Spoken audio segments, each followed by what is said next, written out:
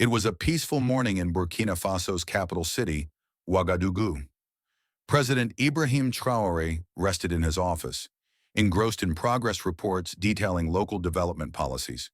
The peace was shattered when his assistant, Marie, rushed in. Her expression stern, her tone frantic. "Mr. President," she explained, caught slightly out of breath, "you need to look at this right away." Traoré gazed up, taken aback by the distinct vehemence in her voice. Marie placed a tablet in his hands, the screen alight with a live feed from the United States.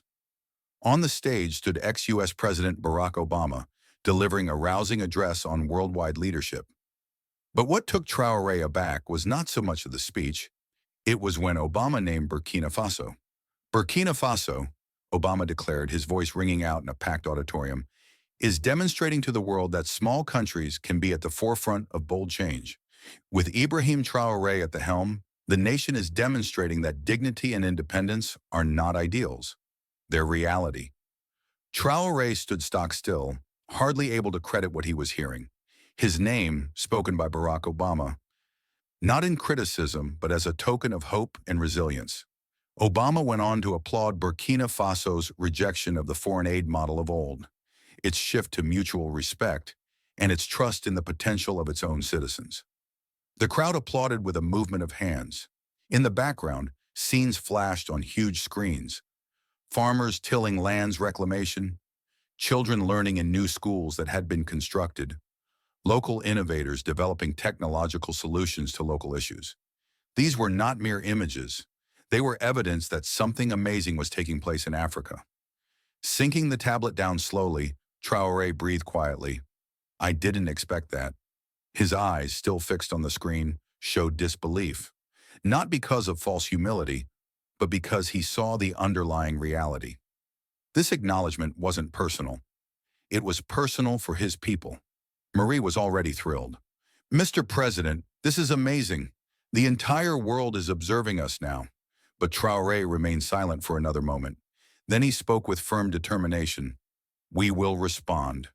Not with pride, but with gratitude and humility." Marie nodded, realizing this moment had to be more than a publicity stunt. It was a turning point.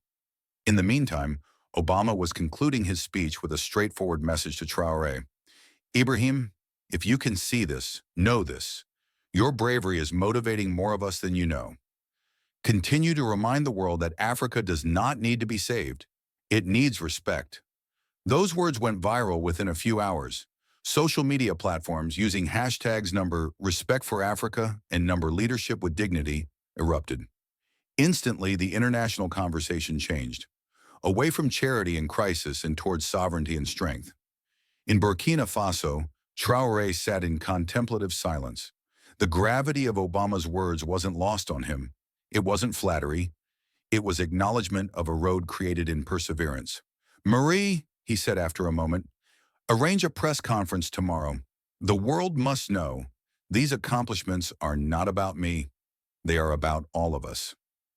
The following day, the presidential palace was filled to the brim with reporters, national and international, all set to catch what Traoré would say back to them. Wearing traditional garb, an imposing indicator of his heritage and identity, he emerged on stage. "Yesterday," he started quietly, "Barack Obama said something about our country that deeply affected me. To hear my name spoken by such a respected individual was not the most striking moment for me. Of more importance was his acknowledgement of our people's labor, their unyielding commitment to crafting a better future." He paused. The room held its breath. Cameras snapped. And then came the news, a daring new national program called the Sovereign Future Program. This initiative placed decision-making and development in the hands of local communities. People-driven solutions by the people, for the people, without needing outsiders. "This program," Traoré said, "isn't political. It's personal. It's a statement that we can stand alone, that we are competent, that we are worthy of respect." The local press cheered. A few foreign journalists were more cynical. One French reporter expressed a concern. "Mr. President, how will you carry out such programs without foreign aid? Isn't this too dangerous?" Traoré smiled and responded, "There is always danger, But the biggest danger would be compromising our dignity for support. We are investing in the power of our citizens, and I have full confidence in them. This answer went viral in international media. Social media came alive with new demands for African self-determination and leadership rooted in grassroots empowerment. In the background, Traore's team was already working in earnest. The agriculture minister held sit-downs with rural authorities to rank development areas. Marie, by now a respected organizer, traversed villages to meet with farmers directly and learn about their priorities. "This changes everything," one of the older farmers told her. "For once, we will grow our own food by our own hands for our own families."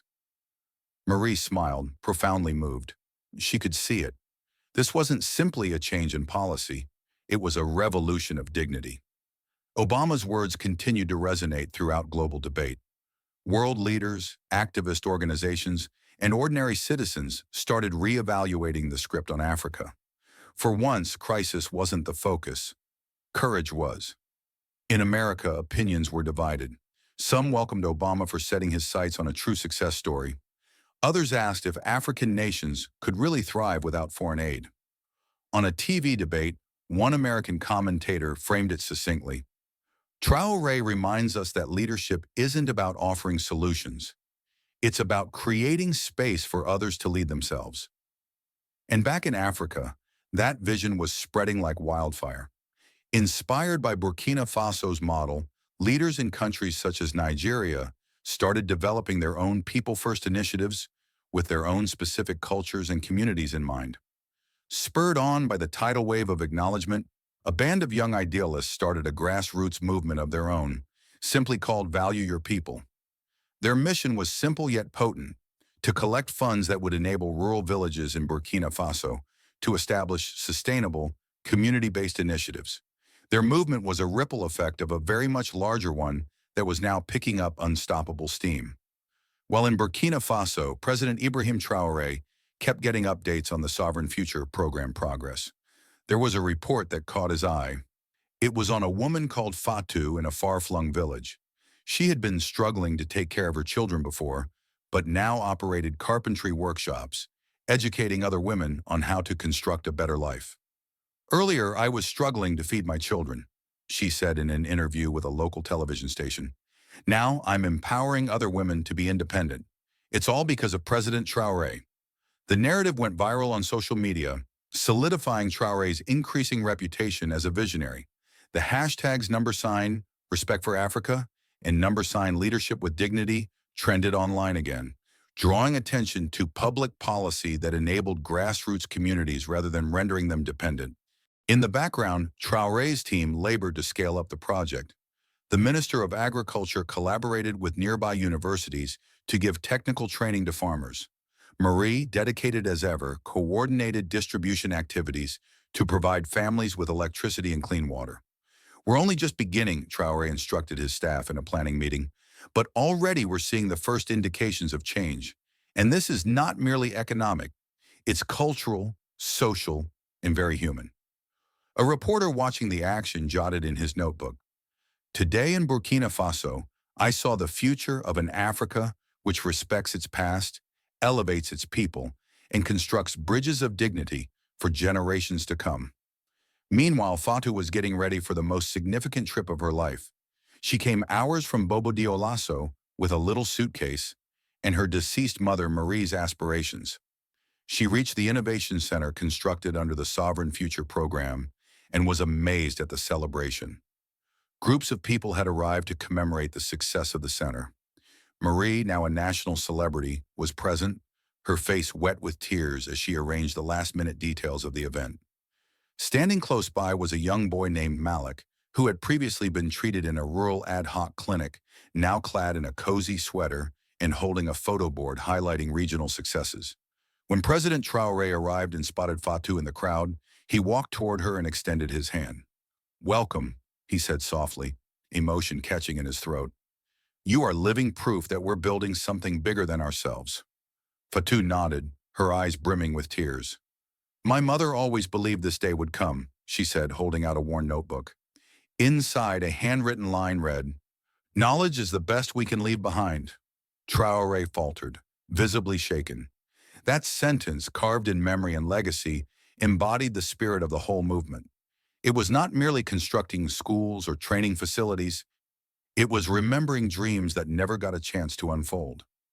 When the time came for the formal address, Traoré spoke to the full auditorium with passionate sincerity. Today, he started, we are not merely celebrating programs or government statistics.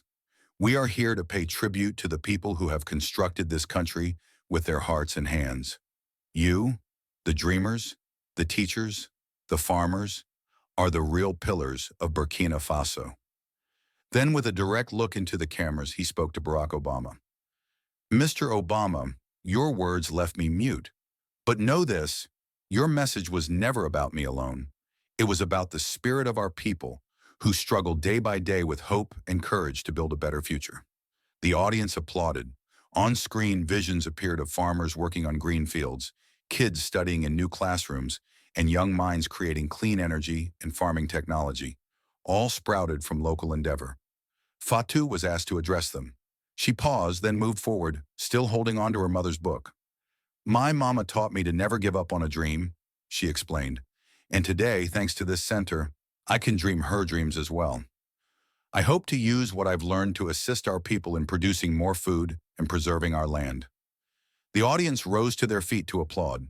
Traoré hugged her tightly, understanding that this was the real legacy of leadership, not the trappings of titles or applause, but the power to motivate the next generation to believe in their own capability. The same reporter who had observed earlier now jotted down once more. Today in Burkina Faso, I saw an Africa no longer waiting to be saved, but standing tall, proud, and ready to lead itself. Thousands of miles away in America, Barack Obama sat in his office watching the live broadcast. When asked in a live TV interview about Traoré, his answer was sincere and to the point. This guy is something special.